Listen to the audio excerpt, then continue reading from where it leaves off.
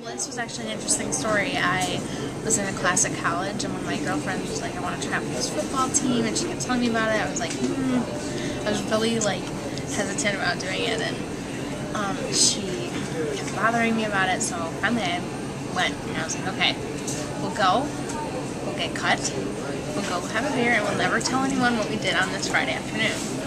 And she ended up getting cut right away, no questions asked. They tapped her on the shoulder, and a couple hours go by, more hours go by. It's like 10 hours now, and they're like, okay, well, we want to invite you to mini camp. And so then mini camp turned into training camp 1, and then training camp 2, and the roster went from like 50 girls to 30 to 25 and then 20, and just started from there.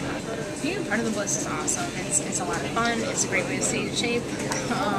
You get a lot of free gym memberships, so it's pretty cool. There were a lot of negatives, like Columbia, for example. The teachers thought I was selling myself to the devil, and the students could not understand football, and then they couldn't understand, like, girls playing football, and then they couldn't get over the fact that I was wearing less than a football player. Actually, I never paid attention to any of it. I got slammed in the Red Eye, I got slammed in the Tribune.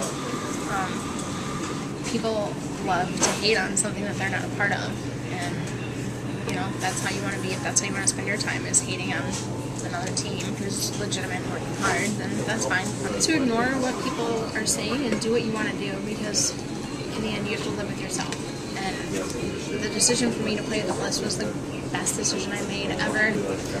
This season, a lot of girls decided not to go back to the Bliss. I wasn't one of them originally. I went through the whole tryout process. I made roster again, but then it turned out that I got offered a really great job producing network television, and I couldn't pass it up. Like, sports producer for the big networks, ESPN, ABC, CBS, I couldn't say no.